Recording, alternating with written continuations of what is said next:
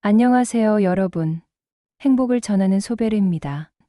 혹시 주변에 이런 사람이 있나요? 자기 자랑이 끊이지 않고 남의 감정을 전혀 고려하지 않으며 모든 대화가 자기 중심적으로 흘러가는 사람, 또는 사소한 비판에도 극도로 민감하게 반응하며 자기 잘못을 절대 인정하지 않는 사람. 이런 사람을 우리는 흔히 나르시시스트라고 부릅니다. 오늘 영상에서는 나르시시스트란 무엇인지, 어떤 특징이 있는지, 그리고 이들을 어떻게 상대해야 하는지에 대해 자세히 알아보겠습니다. 나르시시스트는 심리학적으로 자기의 성격장애, 즉 NPD라고 불리는 성격 유형을 가진 사람을 뜻합니다. 이들은 극도로 자기중심적이며 타인의 감정이나 의견을 무시하는 경향이 강합니다. 그리스 신화에 등장하는 나르키소스라는 인물에서 유래된 단어인데, 그는 호수에 비친 자신의 모습에 반해 결국 물에 빠져 죽고 말았습니다. 이처럼 나르시시스트는 자신의 이미지에 강한 집착을 가지고 있으며 끊임없이 타인의 칭찬과 인정을 필요로 합니다. 나르시시스트의 주요 특징. 나르시시스트는 몇 가지 공통적인 행동 패턴을 보입니다. 첫째, 자신이 특별하다고 믿습니다. 이들은 자신이 남들보다 우월하다고 생각하며 다른 사람들로부터 특별한 대우를 받기를 원합니다. 자신을 엘리트라고 생각하며 평범한 사람들과는 다르다고 믿습니다. 둘째, 공감 능력이 부족합니다.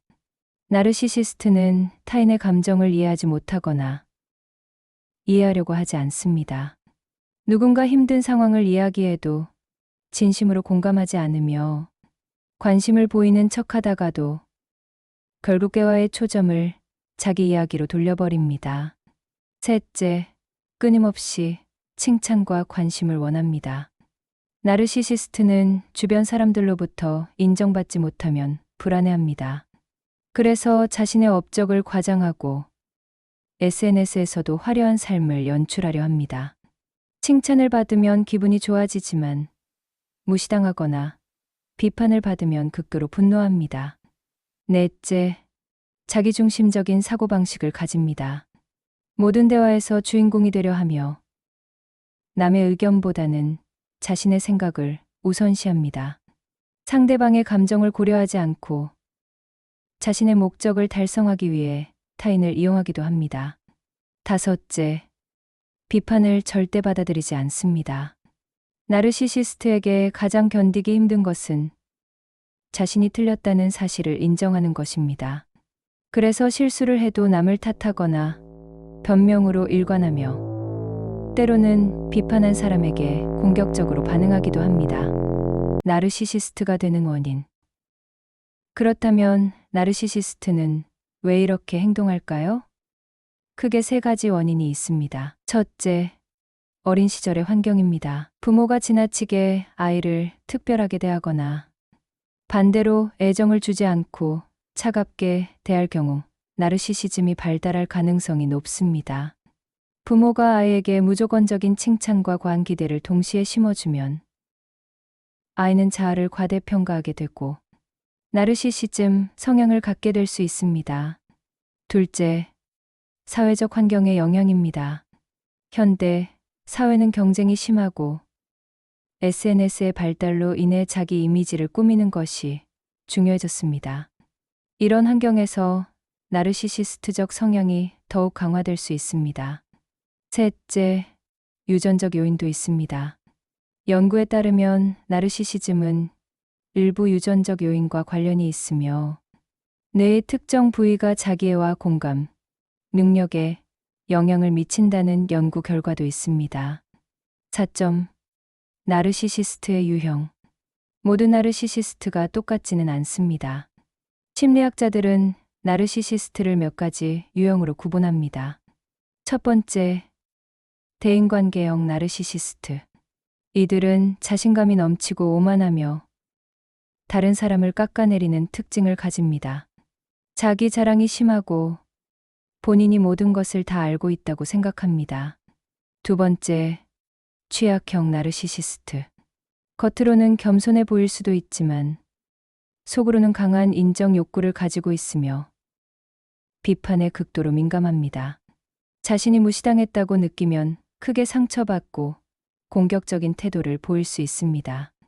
세 번째, 악성 나르시시스트. 이 유형은 가장 위험한 유형으로 타인을 조종하고 심리적으로 학대하는 경향이 있습니다.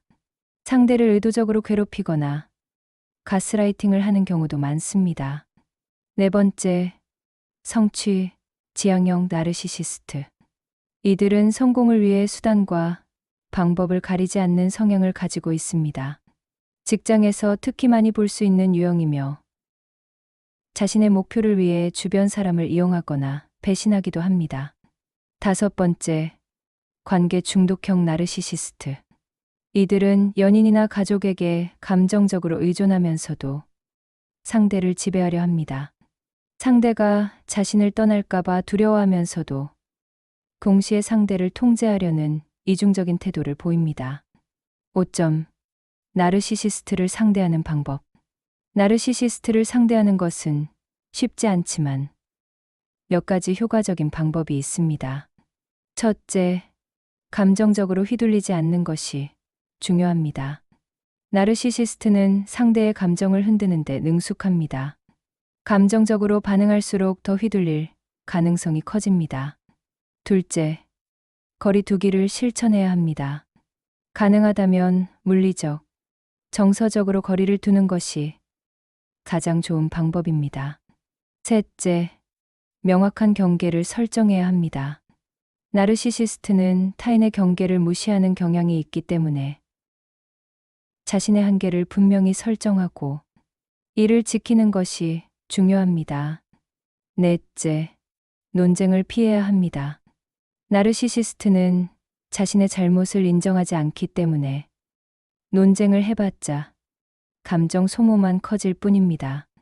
다섯째, 전문가의 도움을 받을 필요가 있습니다.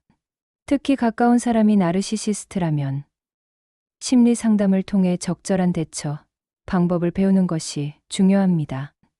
결론. 나르시시스트는 주변 사람들에게 큰 영향을 미칠 수 있습니다. 하지만 올바른 대처법을 알고 있다면 감정적으로 휘둘리지 않고 건강한 관계를 유지할 수 있습니다. 중요한 것은 자신의 정신 건강을 지키는 것입니다. 만약 나르시시스트로 인해 고통을 받고 있다면 전문가의 도움을 고려해 보세요. 여러분, 자신의 경험담을 댓글로 공유해 다른 분들을 도와주세요. 여러분의 경험이 다른 사람에게 지혜가 될 수 있습니다. 다음 영상에서 더 유익한 심리학 정보를 가지고 찾아오겠습니다.